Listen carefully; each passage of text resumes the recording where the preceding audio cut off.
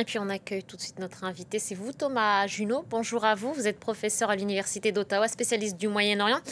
Merci d'avoir accepté l'invitation de France 24. Le Premier ministre israélien Netanyahou a souligné que cette opération déclenchée donc il y a plus de 24 heures durerait de nombreux jours. Preuve qu'il n'est pas si simple de tenter de démanteler les installations nucléaires de l'Iran.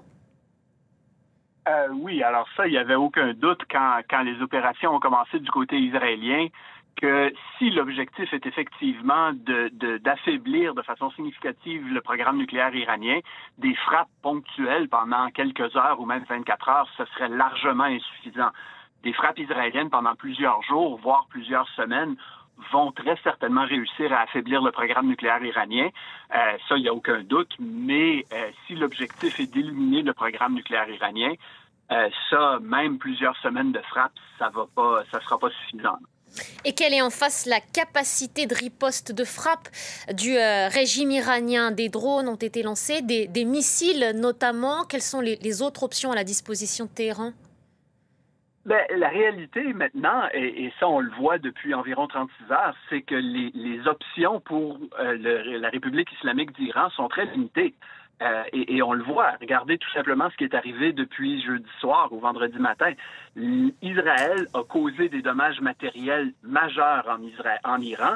Des dirigeants ont été assassinés, des sites nucléaires, des sites de missiles, des sites militaires, des sites de défense antiaérienne ont été détruits ou endommagés, alors que du côté israélien, les dommages ont été très limités.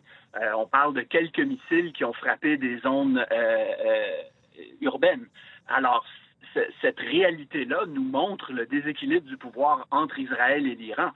Alors, du point de vue de l'Iran, quand on regarde ce qui pourrait se passer pour les prochains jours, les prochaines semaines, les options sont très limitées parce que plus l'escalade va continuer, plus Israël va infliger des dommages, des pertes importantes du côté iranien. Et le côté iranien, lui, est très restreint dans ce qu'il peut faire à Israël. Alors, ces options de riposte-là, pour l'Iran, sont difficiles. Est-ce que le fait que ce régime donc soit affaibli, vous le dites, est-ce qu'il est aussi plus vulnérable que jamais? Les opérations de grande ampleur menées par Israël n'auraient jamais été possibles sans agents infiltrés. Est-ce que le régime, en ce moment même, est aussi occupé à peut-être purger l'entourage, ou en tout cas une espèce de paranoïa qui a pu s'installer, comme on l'avait vu avec le Hezbollah précédemment? Alors, vous avez absolument raison de poser la question. Je soupçonne que c'est le cas. C'est difficile de le dire avec certitude parce que c'est un régime, évidemment, qui est très opaque.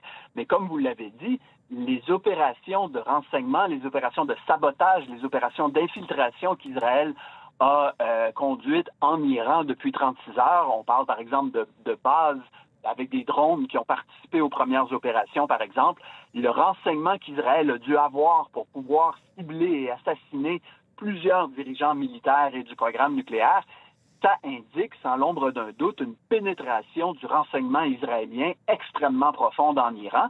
Et ça, c'est seulement possible, oui, avec des moyens techniques, donc de l'écoute électronique, par exemple, des conversations interceptées, mais très certainement, Israël a réussi à obtenir des sources humaines très haut placées dans le régime. Alors, au moment où on se parle, il n'y a aucun doute dans mon esprit que du côté du régime iranien, il y a des doutes extrêmement profonds. Il y a une paranoïa qui était déjà très présente dans le régime, qui doit être accentuée aujourd'hui.